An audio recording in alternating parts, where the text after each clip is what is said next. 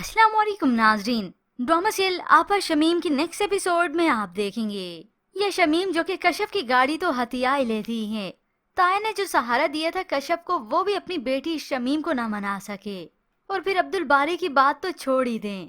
और तो और इस शमीम ने कश्यप के वालिदैन को भी दो टोक सुना दिया कि गाड़ी को जरूरत का नाम ना दें, ये तो आसाइश है और हमसे ये चोचले नहीं होते। ये सुनकर तो कश्यप के वालिदैन भी दंग रह जाते हैं। वालदा को तो अंदाजा था इस शमीम के करतूतों का, लेकिन वालिद बहुत हैरान हैं क्योंकि ना अब्दुल बारी ने कुछ कहा और ना ही उनके भाई ने। अब उनके जाते साथ ही शमीम तो और ज्यादा डटाई दिखाती है। लड़की को जब उन्हें गाड़ी देने का इतना ही शौक है तो खर्चा भी खुद ही उठाएं, हमारे पास तो इतना फालतू पैसा नहीं। यूँ वालिद तो खामोश हो गए उसे कहते हैं कि शमीम तुम्हें ये सब कुछ नहीं कहना चाहिए था। मुनव्वर को कितना बुरा लगा होगा, मगर इस शमीम की तो जूती तक को परवाह नहीं होती।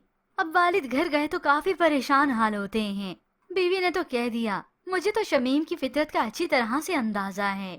ये सब कुछ कश्यप को तंग करने के लिए जानबूझकर कर रही है। मगर मुनव्वर मियाँ इस बात को इग्नोर करने की कोशिश करते हैं। छोड़ दो तुम, उसने बात कोई गलत तो नहीं की। कौन सा अब्दुल बारी की इतनी ज्यादा इनकम है। ये तो मुनव्वर मियाँ को बाद में ही अंदाजा होगा कि वाकई ये शमीम तो कोई और ही बला है। जबकि दूसरी जानिब रजा के मोबाइल पर उस लड़की की कॉल आई तो इत्तेफाकन सायरा कमरे में मौजूद थी। वो उठाती है, वो तो नंबर ही देखती रह गई। तो इतने में फौरन से रजा आया और उसके हाथ से ले लेता है मोबाइल।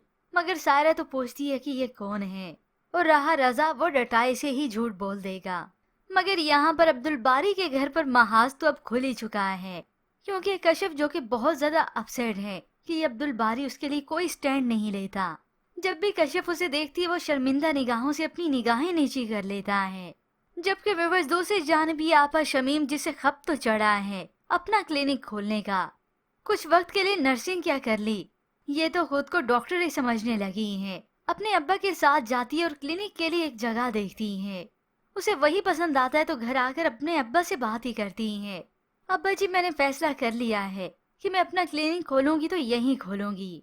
कश्यप ने ये सुना वो तो दंग रह जाती है कि ये अब आपा शमीम दूसरों की जिंदगियों से खेलेगी, उससे बर्दाश्त नहीं होता। आखिर वो फट पड़ी, आप अपना क्लिनिक कैसे खोल सकती हैं? खुद को डॉक्टर बाजी कहलाने से कोई डॉक्टर बन नहीं जाता। अब्दुल बारी भी उसी वक्त आ गया। अब्बा भी ये सारा तमाशा देख रहे हैं। उसे जतला देती है कि उसके लिए डिग्री की जरूरत होती है, लाइसेंस की जरूरत होती है, मगर आपके पास तो दोनों ही नहीं है।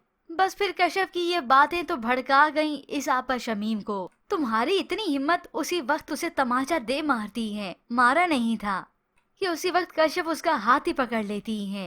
ये सब देखकर तो शमीम की आंखें और भी फटी की फटी रह गईं। और इधर से अब्बा भी हैरान है और पीछे खड़ा ये अब्दुल बारी भी।